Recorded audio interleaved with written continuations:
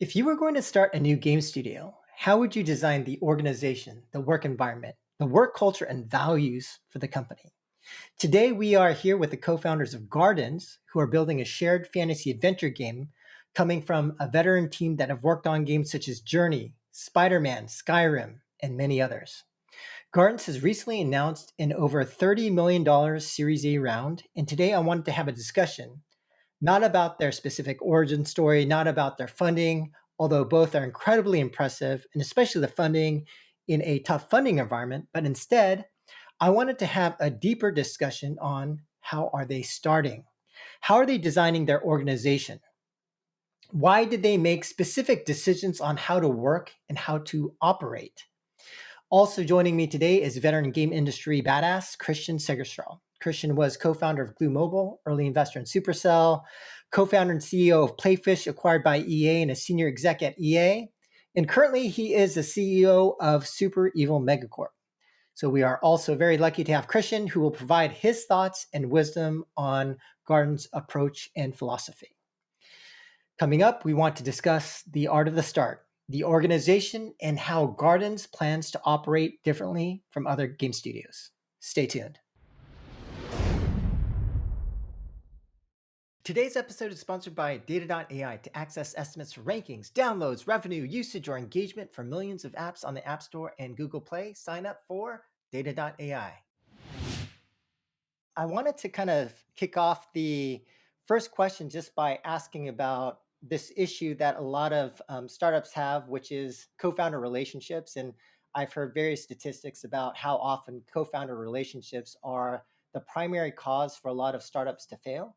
And so wondering in terms of the three co-founders that you have, how well do you guys know each other? How long have you guys worked with one another? And are you sure if you guys run into big problems and issues, like how confident are you guys that you'll be able to work through those issues and not be one of these statistics about startups that have failed because of these co-founder issues?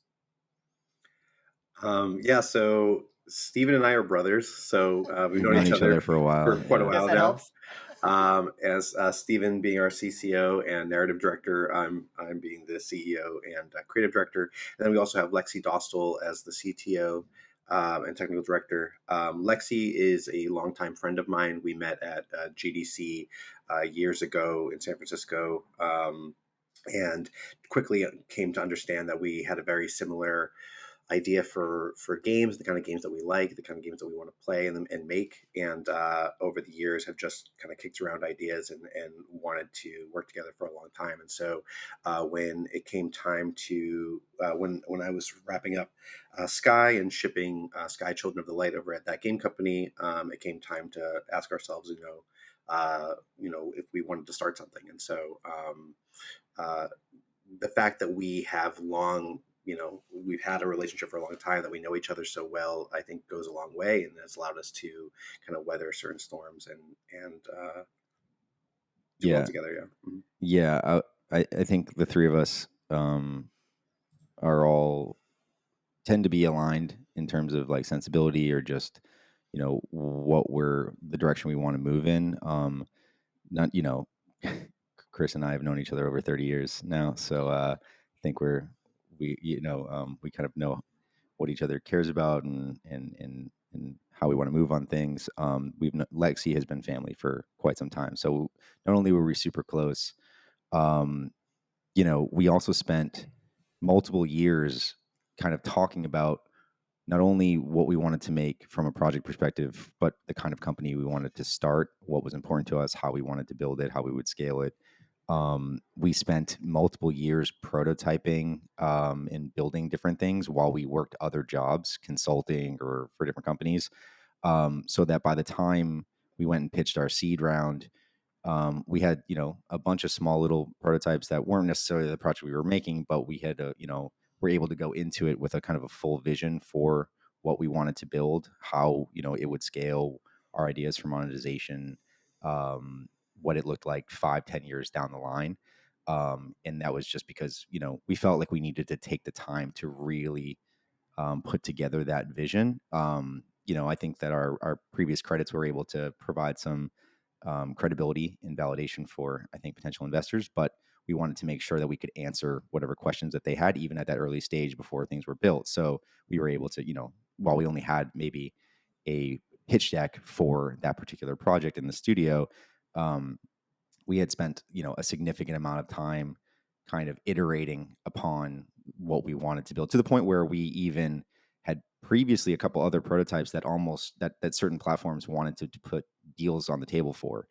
We actually got pretty far with one of them and then decided to pull that back and said, like, we don't want to shoot ourselves in the foot here. Like, we really appreciate the interest, but like, I don't think this is it. This is too much of a content churn. This isn't going to scale the way that we want. Went back to the drawing board, kind of like boiled that down and said, what's interesting here? What is it that we're really compelled by? And how do we do that in a way that can be scaled more sustainably and have a long tail to it? And that's how we got to the project that we're developing now. So we definitely took time before we even pitched to make sure that we were really buttoned up to go into that fundraising. I'm actually really curious, sorry, on these on the founder dynamics. Like, Yeah. do you guys fight? How often do you fight? When you fight, how do you resolve it? Like, how does that go? How much do you disagree? Chris? I wouldn't say that we, we tend, like Steven said, we tend to be aligned on most things, and it's rare for us to really have an argument or fight. Even Steven and I are brothers, and growing up, like, we rarely have ever fought. So it's not something we kind of know how to work together. We know how to talk to one another. We know how to, so it doesn't really get to that point. Do you, though? I mean, you must disagree. I mean, you can't agree all the time, right? Sure. And I don't think it's even healthy in a creative process to agree all the time. Mm-hmm. So I'm just curious, like, how do you manage it, and how have you learned to manage it between the three of you? Because some decisions are clearly easy, but others, like killing a project, or the example that you gave earlier on actually deciding to pull back on something that you thought you were going to make. I mean, those are big decisions, and they're emotional a lot of the time. Like, how do you handle it? Yeah, that one in particular, because of, I think we all shared kind of similar sentiments about, what it meant to, if we were to stick to that particular project, and like Steven mentioned, was going to become a content churn, meaning that the game itself was going to require lots of upkeep and lots of adding new additional, DLC, et cetera, to keep it going. And we intend to make forever games. We intend to make games that we can continue to evolve over time.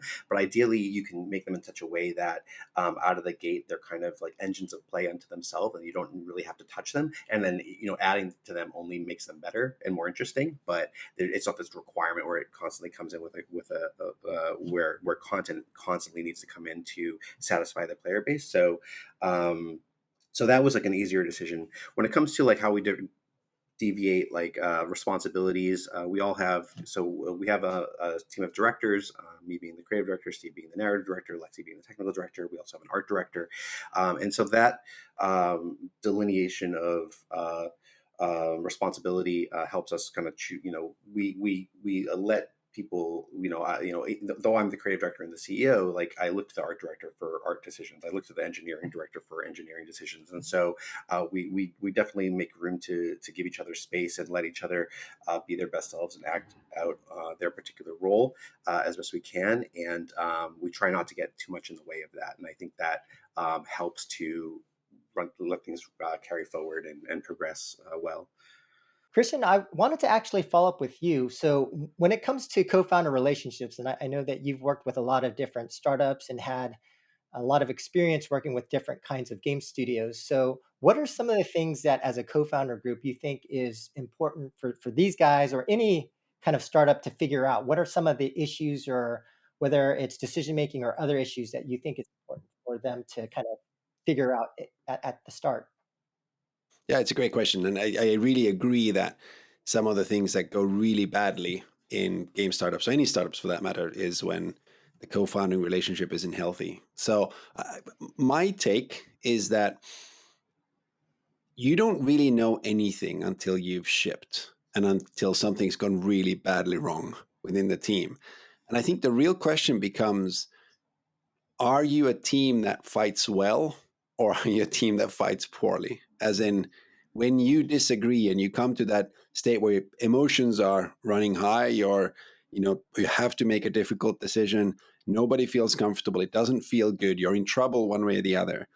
Are you that team that will hunker down together, explain different points of view, figure it out together, come up with a commitment, a solution, and somehow commit to that, and regardless of whoever's idea it was or however you arrive at the decision, ultimately, even if you kind of disagree behind the scenes a little bit, but you commit to the solution or whatever you're going to do, and then you just run, and you're again a tight-knit team that's just focused on execution. Like, are you that team, or are you the team that's going to end up arguing, relitigating and arguing that same decision over and over again? I think that is probably the single most important thing. Like, can you resolve disagreements in a good way? Because if you can't, honestly, like, startups are going to be in trouble at different times in different ways. And being able to be your whole self and resolve these things together is probably the single most important thing. The other thing that I would probably call out is personal motivations, like deep down as human beings. I mean, it really helps. You guys are brothers. I mean, that hopefully helps you kind of see deep inside each other's souls. But a lot of the time, there will be various moments in a company's trajectory, usually which forces you to make decisions where you both need to be in the same boat. And there will be things like, ultimately, deep down, what is important? Is it money? Is it fame? Is it creative expression? Like, ultimately, what is it that really truly drives, like, your soul in some ways? And most of the time, there will be ways, even if your interests are a little bit different, because most humans' interests are a bit different. Most of the time, there are ways to sort of find a way for everyone to chart a path that really resonates with everyone. But a lot of the time, some compromises need to be made. And if you don't know, or if you are uncomfortable sharing what really drives you deep down, then it can be very difficult to make very hard decisions together. So basically, I mean, at the end of the day, be brothers, because that sounds like a really good thing. So you would have fought all the way as you grew up. So, like, you would have probably had all of this stuff out of your system. So I think that's a really, really great leg up. But even when you are not, I think that total honesty from the start and being able to resolve arguments and disagreements really well and stick together as a team is probably the single most important thing. Great. And Kristian, I want to hand it over to you to ask another question, and we can just kind of round robin. Sure, sounds good. So I'm actually quite curious. I mean, firstly, congrats on an incredible start to your company. What are you seeing out there in terms of where the industry is heading? Because I'm quite interested. Like, I just came back from Gamescom myself, and people have maybe are a little bit apprehensive. Where are we heading? What's happening with all of these mega consolidation and these subscription services? And has the drawbridge been pulled up from, like, small developers and indies? Can you no longer break through because of whether it's UA and targeted marketing being gone on mobile, and production values going through the roof, and generative AI, and all of these other things? Just messy overall. Just curious your take. I mean, you have a very, very clear take on the company that you're building, at least as per our conversations on your website. So I'm just curious, do you have an equally clear view as to where the industry is heading in the next 5 to 10 years?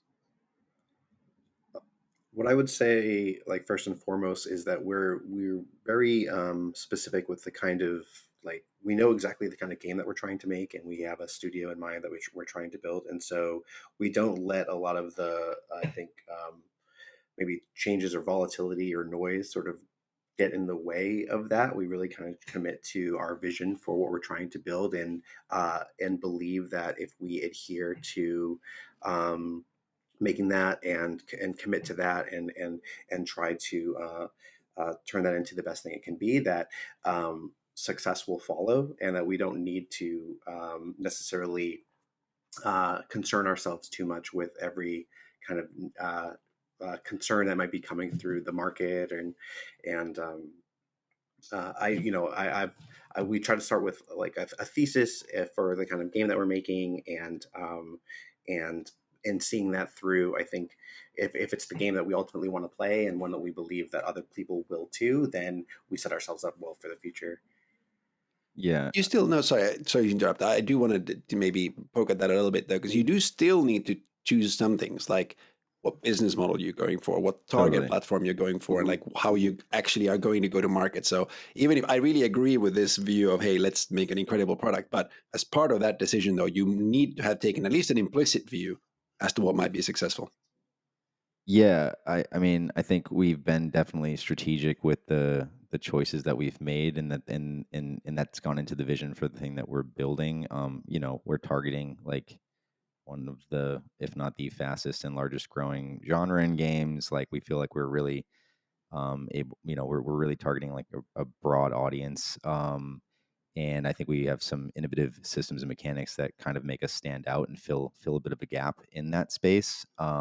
When we're looking at monetization, or we're looking at, you know, just even the platform, like we're launching on PC console to start. I think like, you know, with recent regulations and stuff that have passed for mobile, like the it's in, I don't know that mobile's falling off, but it's just like it's not quite what it was maybe a year or two ago. Yeah, the cheat Um, codes are gone for sure, like yeah. for sure. So, but like PC console is continuing to show strong trends, right? And so, you know, we're a lot of that thinking kind of has been there. I think like a lot of our assumptions, and when we looked at the kind of the field and what we thought might be happening in the next 5 to 10 years, we're seeing some of our assumptions kind of validated and borne out. So that's been great for us. I think like it's, you know, while we do just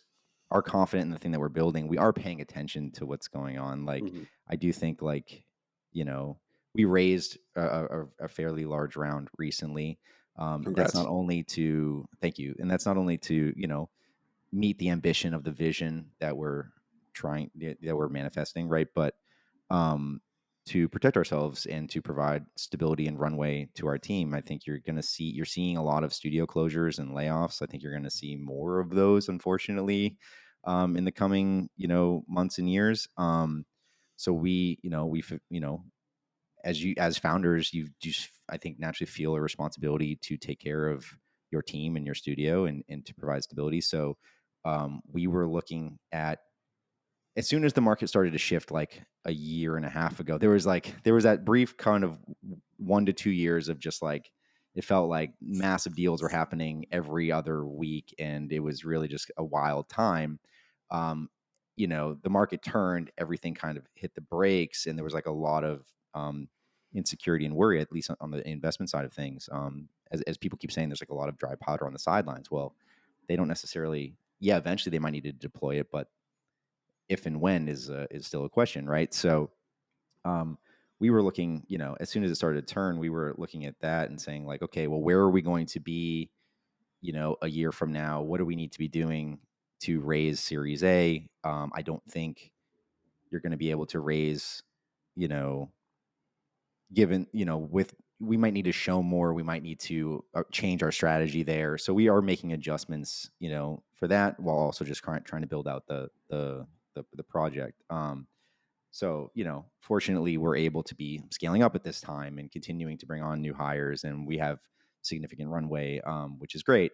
But you know, I think definitely we're we're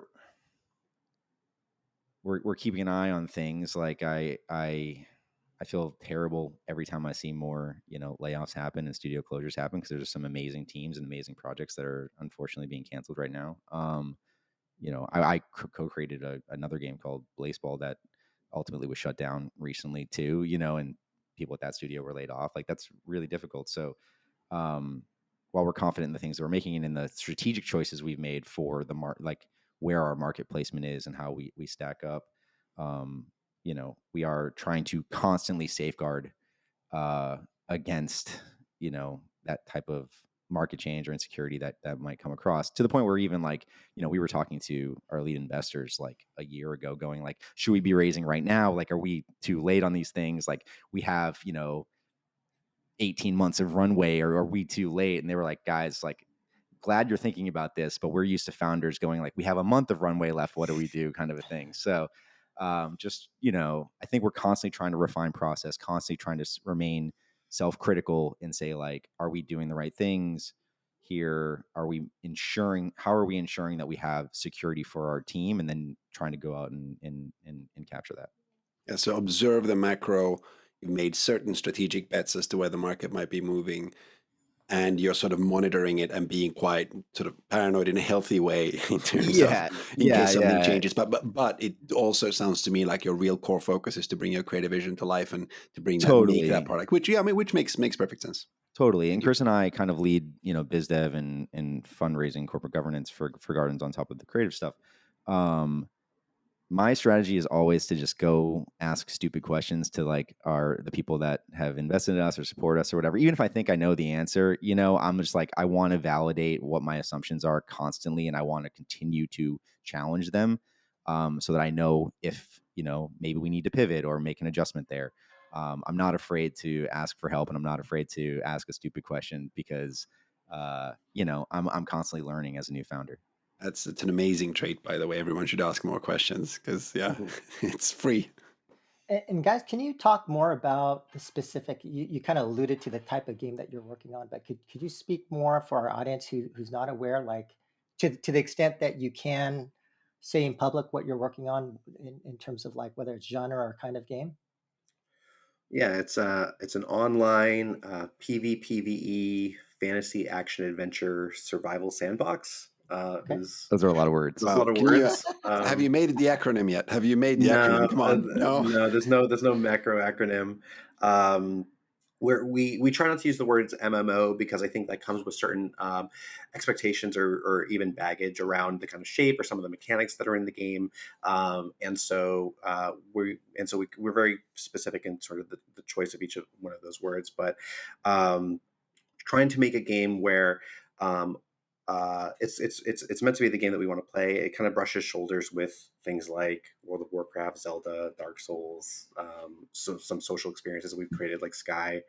But it's an online forever game that's meant to grow and evolve, where players are free to adventure and cross paths with strangers and go on these adventures together. But in a world where they're not forced to work together, where a world where they can actually potentially take advantage of each other, or put a knife in each other's back. Because one of the things that we're interested in is when you choose to help I've made a number of collaborative games between Journey and Sky and in my past, and one of the things that we're interested in is the sort of the profoundness that comes from helping someone when you don't have to. And we know if you've ever played like an MMO and you've been saved at the last moment by a healer just as you're about to die, and then you end up forming this bond together and going on adventures together. Like, we want to create a game that fosters those moments again and again by design, and can naturally lead to those moments through this emergent play.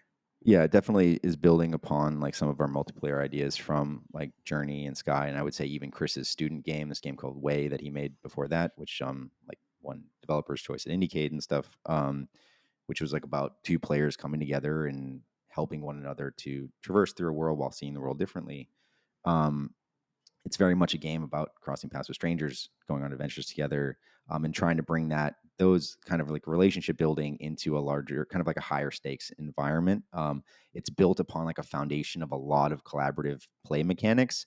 Since if you're going to have combat or competitive play, we want to be able to build that foundation of needing other players, working together, things like that, to push and pull with the competitive in interesting ways, to be able to undercut it, so that you can like continue to have new kinds of experiences, and foster relationships, both collaborative and competitive, that can transform over time.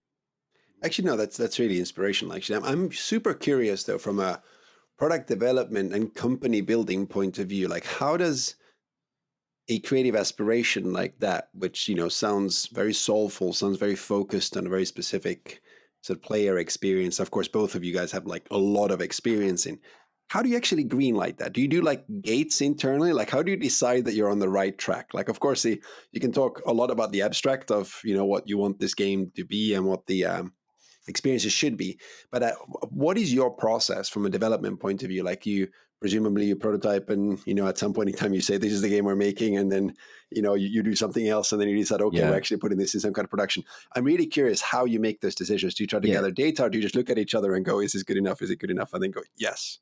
I'll let Chris take most of this, but I'll say that like we're still in prototyping, like we're still early, right? But Mhm. as I mentioned, we did kind of multiple years of like paper prototyping, or even just spinning up small prototypes to feel certain things out and say like, okay, what's interesting here? How are we what are we making?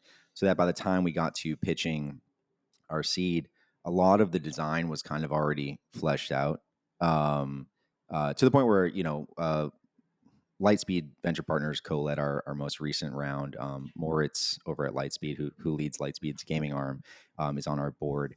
When we pitched our seed, he was at Bitcraft at the time, and he actually passed on us at the time. And one of my favorite moments, we when we raised our Series A, it was really driven by like a playable prototype that we showed behind closed doors at GDC. And one of my favorite moments was Moritz playing the game. Because he gave me a look and I knew what that look meant while he was playing it. And after he said, when I saw this when you guys were pitching seed, like I loved the vision, but I just wasn't sure if you could, if you could execute it. He's like, and then you guys went out and kind of just built exactly what you said you were going to build. So that was very validating because we had kind of already spent a lot of time going like, we believe that this picture makes sense. We believe it's fun. These are the core kind of mechanics and systems that we need to build to give us that foundation to feel the fun, so that by the time we were, even though we're still in prototyping, by the time we went to that playable, you could already get that glimpse of the larger thing. You could already feel the fun there. So I'll let you talk about like how we validate or decide if we're moving in the right direction. Yeah, I mean, we have our principles and kind of the things that we care about. We talk a lot about embodiment and tactility. We want our controls to feel warmth. We want the feeling of the presence of another person when you're playing with them to feel embodied, so that you actually feel the presence of the other person there versus like a T-posed like cold avatar or something, right? And so we leaned really heavily into mechanics and features that made us stand apart. That delve deep into playing together with other people in an embodied way. So for example, like physical multiplayer interactions that you haven't really seen in a lot of games, like jumping on my shoulders, for example, or and it goes on from there.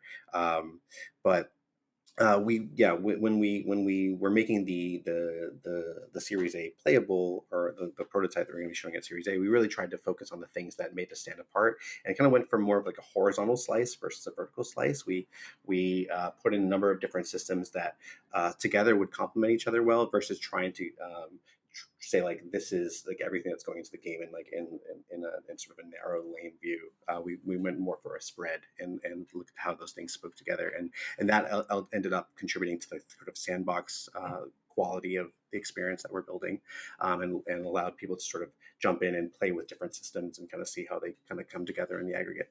And then just starting in terms of just developing the larger project, like we started with like what are those core kind of embodied physical interactions that really drive the experience and allow players to feel expressive with one another, Mhm. and then what are the systems that are at least we felt were novel enough that they were like really untested, and we really Mhm. needed to take some time to say like, does this make sense? Is this fun in action? Because I think we have some things that are fairly innovative that make us stand out, but those were more like known unknowns that we needed to dedicate time and resources to, versus some like larger challenges that we have, that we know will take time and resources, but that are a bit more, um, I think, fleshed out or have been done before, that we can pull from best practices for. So really making sure that we had the time to kind of explore the unknown a bit. Mhm. Yeah, it seems like you guys are so thoughtful with respect to the product and how you guys are thinking about the game design. I wanted to actually bring it back to the organization. Mhm. Could you guys also talk about, in terms of, let's say, the company culture and values, like how much thought have you guys put into that? How much of it is currently established versus, how much you're going to figure out over time? How are you rolling that out in your organization today? Sure. Yeah. I think we're pretty forward with like the things we care about. We try to explicitly, if you go to our website, we talk about kind of, we always say we believe in like sustainable collective growth and development, and just like sharing a real responsibility to care for one another, trying to continuously refine our development practices so that we are guarding against, crunch and burnout and stuff like that. Like everybody on our team is, and that we're bringing in, like game devs are passionate artists. Like they care about the things that they're making by and large, right? And they're going to put the time and effort in, and there's going to be deadlines and there's going to be challenges where you're like, really just jamming, trying to get something in and done in time. So, we're just, as, co-founders, as our leadership team, trying to say like, how do we continue to stay self-critical and refine what we're doing to guard against, people like overworking and burning out up front and then not being there, down the line. We really want people building with us for, many, many years to come. This is very much a marathon. This is a thing that's going to continue to scale and grow. I think like one thing, when it comes to the design of the game, that I think also feeds into our organization and practices, we also said like, what's a thing that we can build with like a medium-sized team that can scale modularly over time? Like the design of the game and the organization were kind of very much intentionally um, mapped out, with each other in mind, to say like, how do we build something that feels ambitious, that doesn't immediately put us into a problem area where we have bitten off more than we can chew, where we need to have everything, you know, ready at launch and can't scale this. Oh, this is a thing that we can launch with kind of like a really robust MVP and then continue to build out, which is part of the picture of the game. So that was all very intentional. And then, with regard to like how we were, building the organization, we knew, one, that we just wanted to be able to go after talent wherever they are. So like we're globally distributed, like fully remote, if you want to call it that. That comes with challenges in of itself. So we're also saying like, how do we make sure that we are, doing the infrastructural work that we need to maintain and prioritize, collaboration and communication, so that people don't feel siloed, so that, we're not just stuck in Zoom meetings all day long and nobody has time for development work or anything like that. So whether that's like being really critical about like our calendar, to just making sure that, documentation and handoffs are happening appropriately, anything like that. Like there's all these different layers of just kind of like process and refining process that goes into making sure that you can be successful as a globally distributed studio. That was really important to us, being very transparent and making sure that we were taking care of our employees, not only from just like a sustainable development perspective, but just like knowing that they are being treated fairly and equitably was very important to us. So like we practice like pay transparency at the company. Like everybody knows what everybody makes. And they know that they're being treated fairly. We have a very clear process for charting a path to promotion, for understanding where you've landed, what your role is, what the expectations are of you, how you can continue to grow, and then advocate for yourself too with your leads, or work with your lead to chart that path to promotion, so that you know that you are growing, that you're being supported, that you are being treated and compensated fairly. All of that was really important to us, partly because we've seen those practices work at other studios, because we've seen the failure to kind of live up to those standards, the consequences of that at other studios. I think like we're not necessarily doing anything super unique. We're really trying to learn from other teams that are doing things well. We share information with a lot of other studios, where I think like if we want, you know, positive change in the industry, I think a lot of studios need to be successful. So we are open to sharing our practices. We're open to learning from people. Like I think some of our best ideas are just like things we learned from other studios that we have then like, adopted and like put our own twist on. I don't know. There's a lot of things. I'm rambling, Chris. I'll let you jump in. But it sounds like the theme there, with respect to your values and culture, is basically to have an organization that's really employee centric. Like, how do you support 100%. employees in the Yeah. best way possible? Mhm. Is what it sounds like. And maybe if I could, and by the way, I love that. I really hope you guys are successful. But maybe just a little bit of pushback for me, just because As an old guy in the industry, Please. I guess, from my perspective, when I look back on a lot of different game projects that I've been involved in, it does seem like when I look at like some of the patterns of what has led to successful outcomes, unfortunately, and maybe this is a problem with me, it's been the projects where the team has just cranked hardcore, Sure. where there's also been a lot of conflict. To some degree, it seems like the game projects where there were a lot of problems and conflict, and in which the team was working like hardcore, like till like 10 p.m., working on weekends and things like that. Those seem to have a dramatically higher outcome for success. And so I guess what I'm saying is just like, one pushback is like, do you worry about like, again, I don't know what your experience is. That's just been my experience. But do you worry at all about this model? And I think it can work where especially if you've got a lot of veterans, Yeah. extremely like experienced folks, but like just wondering how much you believe in the current model that you have, and whether there's any concern about, for new game development, whether you do need like a harder work ethic or not.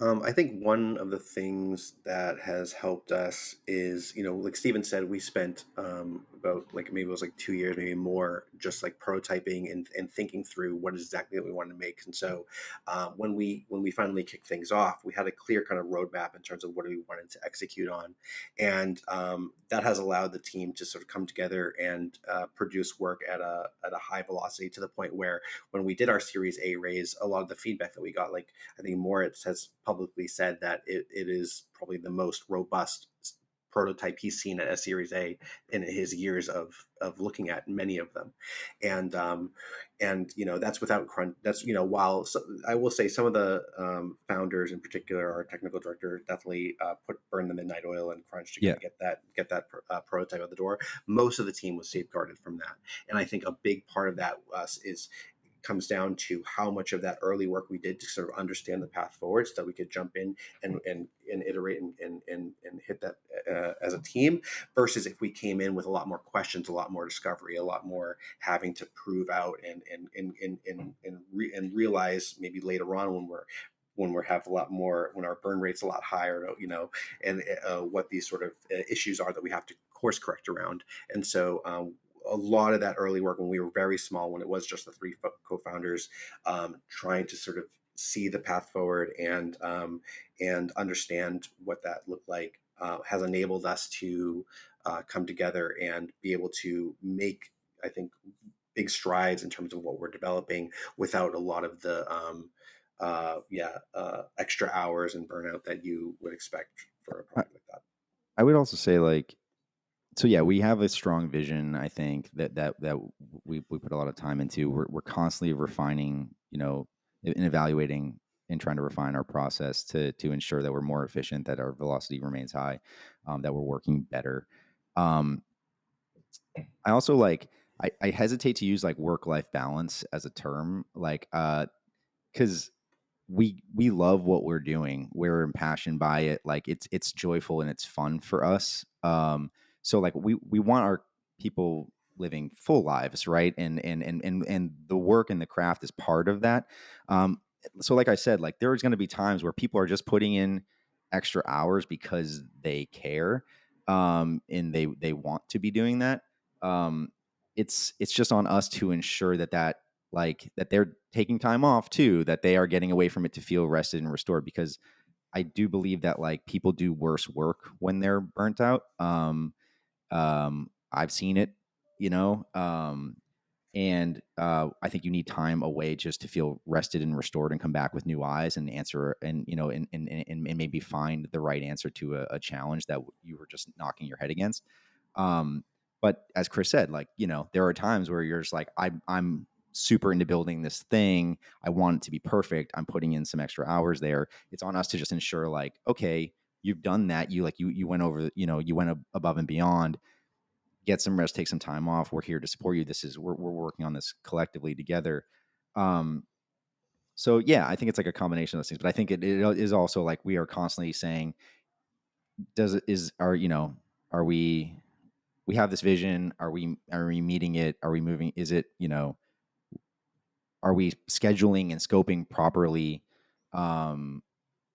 What, constantly refining priorities and things like that. Really trying to stay on top of it, while also just ensuring that people have the space to put the work in, have the space to take some time off, and then making sure that we are remaining like to a standard of like real candor with one another, that we are holding ourselves accountable, that we are providing, honest feedback. We I think collectively hold ourselves to a really high standard, and we're trying to make something that is,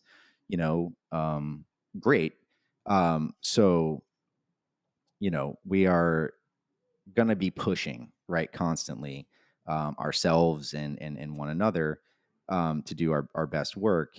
I'm not really, and I think that like our focus is on supporting one another so that they feel like they are empowered to do that, right, and that they have the space to do that.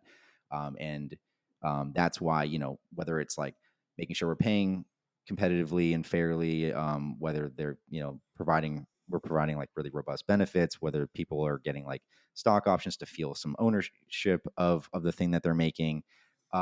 Any of that, I think, is just to go, are we making sure that people feel supported and feel like they have that foundation to really run on? Got it. And Christian, I'd love to get your thoughts as well. I know you were kind of on the forefront of remote work and things like that. And so for me, I'm an old school guy. I believe in like on-site hardcore work ethic, but maybe that's just because I suck. And so I'd love to also get your experience and your thoughts, and hopefully like, and again, for me, if there's a better way, I'd love to learn it. Oh man, I'm sure you don't suck. I don't think that's a healthy starting point Yeah, for a thing. But no, I mean, I think all else equal, having everyone in the same room is for sure. Like, I mean, it's easier as human beings to make totally. anything. Like, I mean, any creative endeavor, anything is easier when you're in the same room. And you get at the end of the day, it's kind of, it just comes down to making incredible product, right? I mean, push comes to shove, you can have all the beautiful philosophies of anything else you like, anything you want. At the end of the day, if you can make a product that really resonates with an audience, that stands out, that makes people feel things as they experience it, and makes them want to invest more of their time and over time money or whatnot into that experience, and wants to get the sort of, they make it a place where they want to spend with their friends and around it and watch it and whatnot. Like, ultimately, if you manage to get that done, get that made, in some ways, for the purposes of that company right then and there, it almost doesn't matter how you got there. There's 1,000 ways to do it, no doubt. The thing, though, which I do think is really important, is that if you do want to build a company for the long term, like, then it's not enough for you to have one hit product or one product that, because without one product that breaks out, a company dies. This is the way of the game industry. So you have to have a good product. Once you've had one good product, you can get away with murder in terms of how your company is set up and what kind of culture you have and what kind of working hours and all that stuff. But if you do want to go from that one product company to ultimately build something that truly stands the test of time, that survives, that builds that product into something bigger, that can incubate new teams, that can explore new creative ideas, that can do things and thrive and survive long term, then you have to be sustainable one way or the other. I think you have to. And some companies do, like, you do go one way first and then they kind of pivot the other way and, they try to find themselves. But at the end of the day, like, I mean, I've seen some game companies, but I always, every time I see something new, I always think that the size of the knowable universe of how games can be made and how companies can be built is like larger than anyone's brain. Yeah. So I keep learning, but I do think that at the end of the day, and what has been true for as long as I've been in the industry, is that incredible games tend to be the result of bringing incredible people together around something they are passionate about, and then find a way to just create an environment where these people are comfortable talking to each other, challenging each other, pushing each other, and just going and making. Because I think I forget which one of you said it earlier, but the people want to make games. I mean, we in our company, and I'm sure in your company, JK, and like, want to make really great product. And a lot of the time we stumble over our own shoelaces by setting up lots of process and pressure and KPIs and whatnot in order to do it. I still think the single most important thing is, if you find the right talent, you find a way to create an environment where that talent gets to work really hard together to do stuff. Yep. In particular, in the earlier phases, when it's still in that, when you're still kind of making either a prototype or sort of a vertical slice, quote unquote, like of a game, when it's still a smaller team, that is almost everything you need. And at that one, the further away then you get from that, once you feel like you really found the fun, you have a really great core product. After that, you can be far more structured, and you can then decide, do you want to try to crunch this out in a shorter amount of time, which is almost always a bad idea, with more people, or do you want to try to figure out how to cut scope, or like, what are you going to do to manage budget? Like there are all of those conversations. But I feel like that first bit of how do you get to a great game, I don't think I've ever seen that done personally by trying to really crunch super hard early. I don't think I've seen like sort of somehow in an imposed kind of fashion. I think it sort of organically creates excitement and creates willingness to do a lot if you set it up well. But then over time, to thrive and survive long term, I don't think like you're dependent on your talent.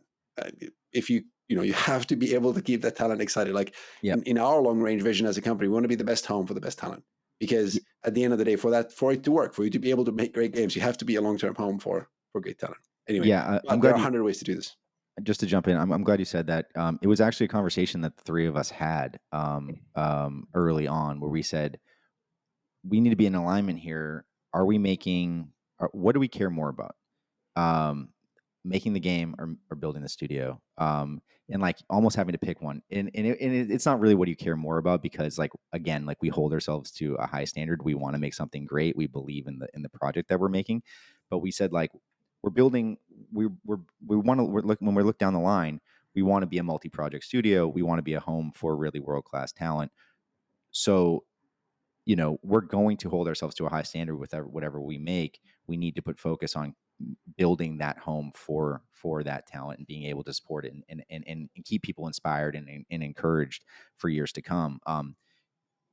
It might sound obvious, but like really you have to put intentionality on that, I think, and on building that space out. Because like I said, people are going to do the work. Like to your point, Kristian, like we want to make games. Like we have some brilliant engineers that like if they wanted to just go work in tech, they probably could make a lot more money, honestly, than just building video games. But they're doing it because they love it, and it's a passion for them. So we're doing whatever we can to keep them inspired and keep them supported and wanting to be building with us for the long term. No, it was amazing to hear both about the sort of how you approach product and also how you approach company building. All really, really soulful, thoughtful, long-term ways of building a company. So congrats on all that. What does keep you at night though? Like what's I mean, Everything. you feel very zen in this call. Like you're like, yeah, we have this figured out. We've got the No. monies, we got the game, we got the company, we got the culture, we got everything. Now what do you not got? What No, keeps no, you up at yeah, night? everything. We're like, I mean, we're constantly going like, what are trying to go.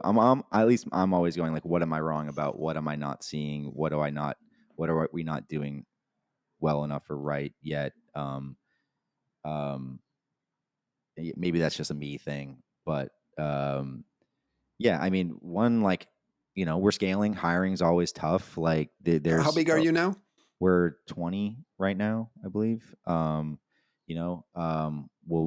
We're continuing to scale. We're like to You're your point. approaching that first inflection point, really, or Yeah, a yeah, second, whatever yeah, you want to yeah. call it. You've So gone from the yeah, 3 to the 20. You now need to go from the 20 to the 40 or 50 or whatever yeah, that thing yeah, is. Yeah. exactly. So there's that question of scaling, right? Like, how do you do, scaling a globally distributed studio in a way that keeps you doing what you've been doing well, is a challenge, right? Making sure that we might have these values and these priorities, but it's difficult when you're a larger size, right? Like, or ensuring that you're still keeping up that energy of like collaboration and jamming.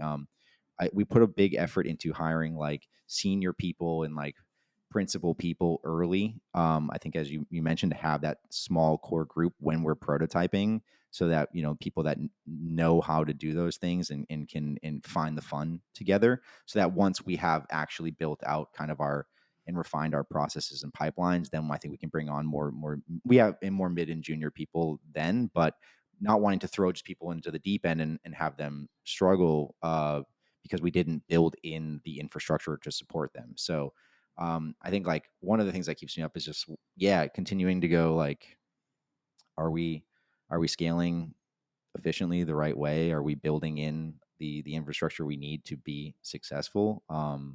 And then just going like, I don't know what I don't know. So I'm just constantly asking questions. Chris, what keeps you up? Can you expand on that in terms of like when you did scale from the 3 to the 20? Yeah. How did you guys approach recruiting? How did you get that initial team in place? And how are you thinking about that from, as Kristian says, for the next stage from 20 to whatever, 40 or 50 or however big you guys are going to get? When we first were scaling, I mean, we hit our private networks. You know, we were fortunate to like know a lot of people in the industry. I think a lot of people had for quite a while been asking Chris, like, when are you going to build, start your own thing? I'd love to potentially work together. We, you know, um, we were focused on, okay, what is what is a small group that we can put together to run kind of as lean as possible to build out this prototype to find the fund to try to test out these innovative systems. And we knew we need to go after kind of like senior people. We had people in mind already, some of which we were able to bring on.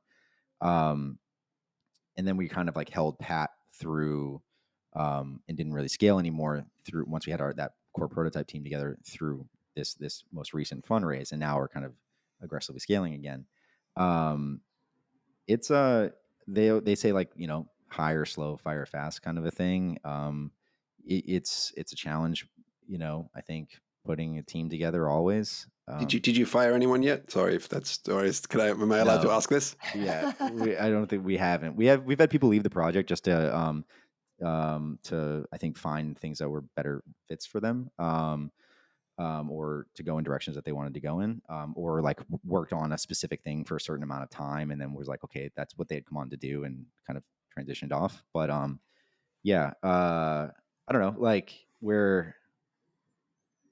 have a good team that we put together. We're try to be very, very careful, as we're building it out, because you're always adding a new piece that affects the whole. Um, it's hiring is exhausting, I will say, and it can get you away from like building the actual thing. So it definitely, we're looking to bring on more help to help us with the scaling, so that we can just be focused on actually building the project. All right. And maybe Kristian, as a last question, what do you think is the most important thing or most important question that these guys can answer to help determine a successful outcome for them? If I could put you on the spot. Oh, that's really hard. What are you shipping? No comment. Okay. No, but I am actually sorry. No, let me. I'll rephrase this in a different way.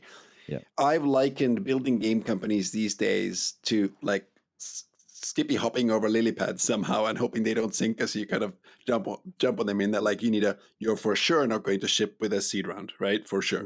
Mm-hmm. It used to be that you could raise a seed round and you could like make a couple of prototypes and put something out on mobile, see what works, and and then raise your Series A to scale.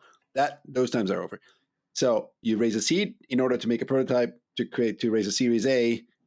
To do what? How do you think about this? Where does your kind of come from a company building point of view? How far does your Series A need to take you? And what would your advice be for other devs in the current environment in that regard? At the end of the day, cash is king. You run out of cash, game over, as they say, right? Yeah. Well, I think I don't think there's a uniform answer here. I sometimes feel bad because like, we put out a really robust, playable, that it worked. It did what we needed it to do, and I don't think every studio can do the same thing, right? And I don't think it's fair to go like, oh well, Gardens did this, so that's what our expectation is from an investor's perspective. I just don't think that's fair to other studios. We we raised what we needed to take us, to give us years of runway and scale out the team more, and to meet the ambition of the project. We'll bring on more funding, actually, in the relatively near future, to take us kind of through launch and beyond. But it was, the focus on this one was really about being able to move into pre-production and production, scale up the team to meet that full vision, and to take us into a space where we can be doing, larger scale play tests, be, probably getting something in front of the public a bit at a certain point. Does it take us to launch? No, and we were upfront about that with our investors too. Like you want to be clear about what the funding does for you, right? I think our investors felt like our plan makes sense, and we could put certain milestones in, on the roadmap to get to to continue to level up and show that velocity. But there wasn't the pressure to go like, okay, well, we've raised this money now, like the game's got to be out now. It's like, no, here's No, the but that's plan, and actually we've been no. very But upfront about it. it's like, but that I think is very helpful advice, because I do think that there's a certain expectation these days as to what should be able to take you to launch, and it's you've been very clear. Your seed took you to a prototype. Your A takes you through scaling the team, building the product pretty far, Yeah, but you are clear with your investors at that point that you'll still need to do something more in order to actually take it to launch. Yeah. And when I say it's like not a uniform thing, it's because it's a question of like, well, what is the project? What is the ambition and the scale of the project? We are making like a pretty ambitious thing here, so we were clear about, okay, and actually like that ambition can kind of continue to level up and grow as we were prototyping and feeling out the shape of the thing and stuff, and we just kind of continued to be upfront with people. I think trying to be as transparent as possible has been helpful to us, and to go like, well, I think here's the real opportunity here. It has grown, and this is what we need to actually make it, to manifest it, right? But it might be different for each studio, and I think like I don't think there's any hard and fast answer on like, well, you need these metrics or you need this by this date. It was we looked at other studios like that were helpful to us, studios like Singularity 6, studios like Raid Base, who were a little bit ahead of us in the development process and provided a lot of insight and guidance and talked to us about like what they had done on their kind of path through fundraising. And we said, okay, well, what worked, maybe we can take some lessons from them and do mirror a little bit of what they did, but not necessarily everything that worked for them is going to work for us. So what do we need to show um, to give that sense of validation, or confidence to our potential investors that we are building out the vision. That's great, thank you, and congrats again. I mean, it's incredible. Obviously, I haven't gotten to play what you're making yet, but I can't wait. Would Even love based for on you just this to. That would be conversation, awesome. really, Yeah, absolutely. really look forward to it. All right, guys, I think we're out of time, but I had a bunch more questions, but if you Sorry. guys are open to it, I'd love to like touch base again in a year or two or whenever it makes sense. Yeah, And our pleasure. would love to see what you guys have and get kind of like updates on lessons learned and things like that. But Absolutely. thank you guys so much for joining. And for our audience, we will catch you next time. Thanks, guys. Thanks, everyone. Take care.